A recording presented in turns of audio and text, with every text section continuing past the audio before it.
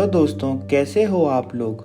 आज मैं आप लोगों को बताने जा रहा हूँ इंटरनेट के ऐसे 7 रहस्यमयी घटनाओं के बारे में जो आप लोगों ने आज तक सुनी नहीं होगी। वैसे तो इंटरनेट का इस्तेमाल हम हर मामूली और पेचीदा काम के लिए करते हैं। इंटरनेट से हमें हर सवाल का जवाब मिल ही जाता है, लेकिन कभी कभी ऐसा होता है कि यहाँ से ही कुछ अजीब रहस्यों की शुरुआत हो जाती है।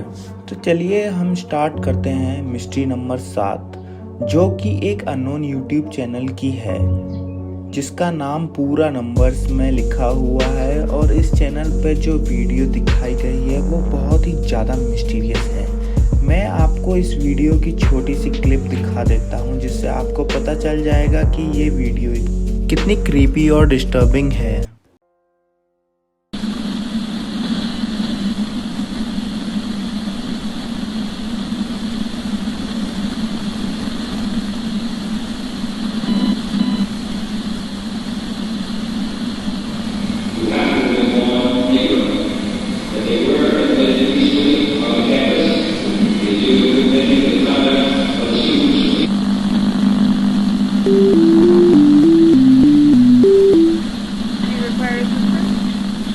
Okay, sir. I am notifying the police. Are you at apartment? Okay, take one of the hangers straight to that one. Okay, sir. Is there anything else? What is happening? Sir.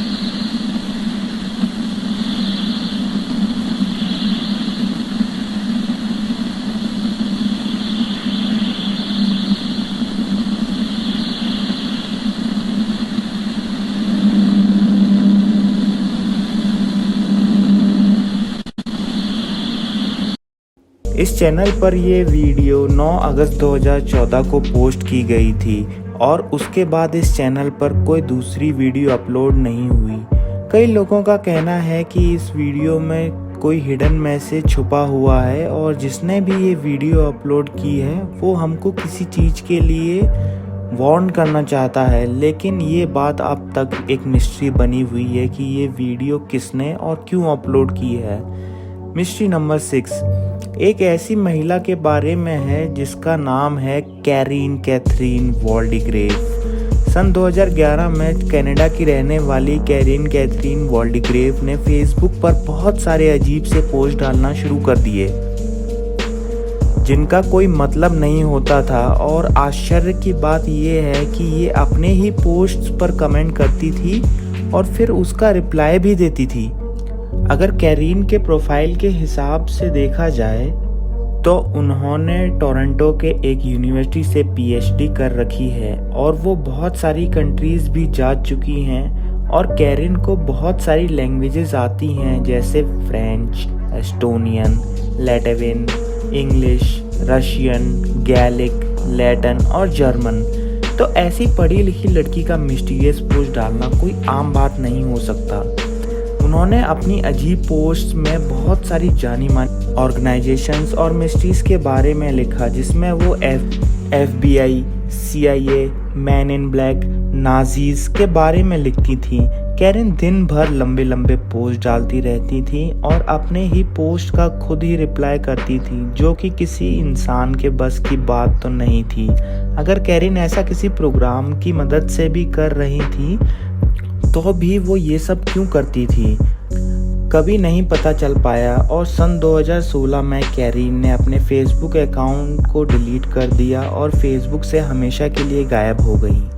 Mystery number 5 है अक्टूबर 28, 2011.com के बारे में। जी हाँ दोस्तों, जैसे ही internet पर एक mysterious website आई जिसका नाम था october282011.com, तो कोई भी ये नहीं समझ पा रहा था कि इस वेबसाइट को बनाने का क्या मकसद है।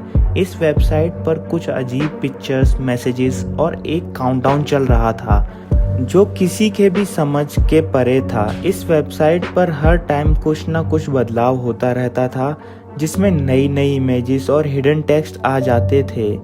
कई लोगों का मानना था कि इस वेबसाइट पर जो काउंटडाउन चल रहा था, जब वो पूरा हो जाएगा तब हमारी दुनिया पर कुछ अजीब होगा। लेकिन जब वो काउंटडाउन पूरा हुआ तब इस वेबसाइट पर एक अननोन नंबर शो होने लगा जिस पर कई लोगों ने कॉल भी किया और उन सब लोगों ने एक ही बात बताई कि कॉल पर कोई बात नहीं करता, बस कॉल पर बैकग्राउंड में बहुत सारी अजीब और डरावनी सी आवाज़ आती रहती हैं।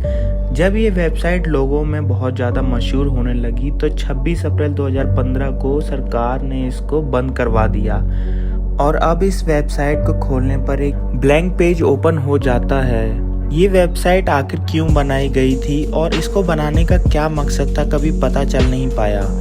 मिस्ट्री नंबर 4 है 937EHTNAMUH937.com के बारे में। 2013 से लेकर अब तक ये वेबसाइट लोगों का ध्यान अपनी तरफ खींच रही है, जिसका नाम इस वेबसाइट पर डाले गए कंटेंट की ही तरह अजीब है। वैसे तो इस वेबसाइट के नाम का कोई मतलब नहीं बनता है, लेकिन अगर इस वेबसाइट के नाम में जो अल्फ़ाबेट्स हैं उनको उल्टा लिखा जाए, यानी EHTNAMUH को अगर हम THEHUMAN लिखें तो ये बनता है द ह्यूमन, जिसका हिंदी में मतलब होता है इंसान।